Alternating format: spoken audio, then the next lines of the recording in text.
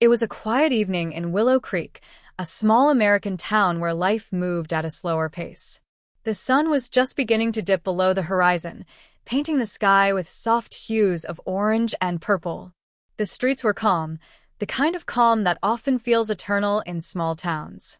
Inside one cozy little home at the end of Maple Lane, a young woman named Emily Parker sat curled up on the couch with a blanket, staring absent-mindedly at the television. She had moved into this house just 3 weeks earlier, hoping to find peace after the whirlwind of changes in her life. Emily was in her early 30s, a teacher by profession, and someone who carried herself with quiet dignity. She had recently gone through a difficult period that left her questioning everything she thought she knew about stability and belonging. Moving into this home was supposed to be a fresh start, a chance to rebuild her life in a town where no one knew her story, where she could simply be Emily and nothing else. The house was still filled with unopened boxes. She had unpacked the essentials: kitchen items, clothing, a few framed pictures of her parents who had passed years earlier, but much of her life remained hidden in cardboard, waiting for the day she found enough strength to place it all in order. For now, she wanted quiet. She wanted solitude. She thought that was what she needed. But that evening, as the twilight deepened, something happened that would change the trajectory of her life forever. It was a simple knock. At first, Emily thought she had imagined it. The sound was so soft, barely audible over the hum of the refrigerator. She paused, holding her breath, and listened. A moment later, there it was again, 3 gentle knocks at her front door. Emily frowned. She wasn't expecting anyone. She barely knew anyone in this town. Her instinct told her to ignore it, to stay tucked into her blanket, safe and unnoticed. But something inside her stirred, a sense of curiosity she couldn't quite push away. Slowly, she stood, tightened the blanket around her shoulders, and walked toward the door. When she opened it, she was greeted not by a neighbor, nor by a delivery person, but by a boy. He looked no older than 10, with tousled brown hair and eyes that seemed far too serious for his age.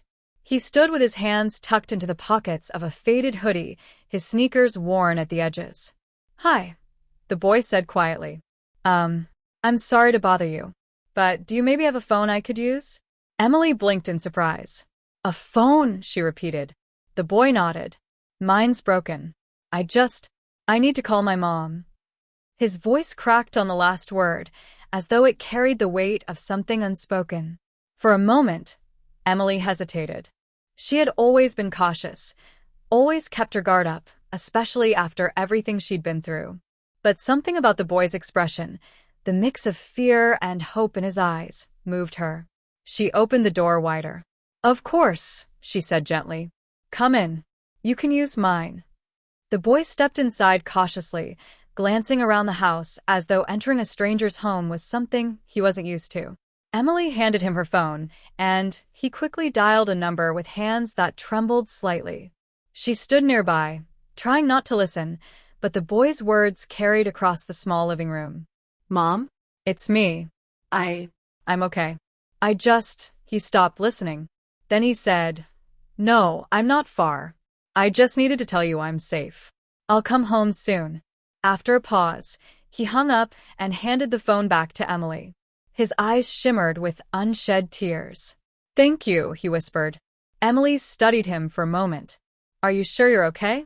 Do you need me to walk you home?" The boy shook his head. "I'll be fine. Sometimes I need a break. Things are hard at home." He glanced toward the door, clearly torn between staying and leaving. Emily felt something deep inside her shift. She recognized that look, the look of someone carrying burdens too heavy for their shoulders. She remembered being that young once, carrying secrets she never dared share with anyone. "What's your name?" she asked softly. "Lucas," he replied. "Well, Lucas," Emily said with a kind smile, "you're welcome here anytime you need a safe place to catch your breath." Lucas nodded, his lips curling into the faintest of smiles, before slipping out the door and disappearing into the twilight. Emily stood in the doorway long after he was gone, the night air cool against her skin. She couldn't explain it, but something about that encounter had awakened something inside her. For weeks she had kept herself isolated, hiding from the world, but that simple knock had cracked the walls she had built around her heart. Over the days that followed, Lucas returned. Sometimes he would stop by just to say hello, sometimes to borrow Emily's phone again, and sometimes simply to sit quietly at her kitchen table while she made him a sandwich. Slowly, Emily learned pieces of his story. His mother, Sarah, was a single mom working 2 jobs to keep their small household afloat. Lucas spent much of his time alone, navigating a world that often felt too big and too heavy for him. Emily, in turn, found herself opening up in ways she hadn't expected. She told Lucas about her parents, about how her mother used to make the best hot chocolate on winter nights. She told him about the reasons she had moved to Willow Creek, not in detail, but enough for him to know that life had been hard for her, too. And in those shared conversations, something remarkable happened. They became friends.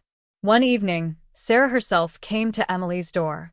She was exhausted from work, her hair pulled back in a messy bun, her eyes filled with gratitude. "I just wanted to thank you," Sarah said, her voice trembling. "Lucas told me how kind you've been. I don't know what I'd do without neighbors like you." Emily smiled. "He's a wonderful kid. You're doing a great job, even if it doesn't always feel that way." Sarah's eyes glistened with tears as she whispered, "Thank you. I needed to hear that." From that moment on, Emily wasn't just a neighbor. She became part of their lives. She helped Lucas with homework, watched him when Sarah worked late, and slowly began to feel like the family she thought she had lost was being rebuilt in a new, unexpected way. The simple knock that began as a request for a phone call had blossomed into a connection that would shape the rest of Emily's life.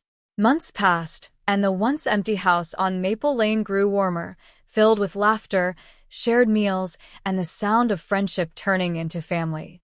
Emily realized that the walls she had once built to protect herself had been replaced by bridges built from kindness, trust, and the courage to let someone in. One evening, as Emily tucked Lucas into the couch after a movie night, he looked up at her and asked, "Do you ever feel like you were meant to be somewhere? Like, even if life is hard, you ended up in the right place?" Emily's throat tightened, and she brushed a strand of hair from his forehead. "Yes, Lucas. I feel that way now." It wasn't just about finding peace anymore. It was about finding purpose. Emily had come to Willow Creek searching for healing, but what she found was something even greater, a new beginning born from a single, simple knock at her door.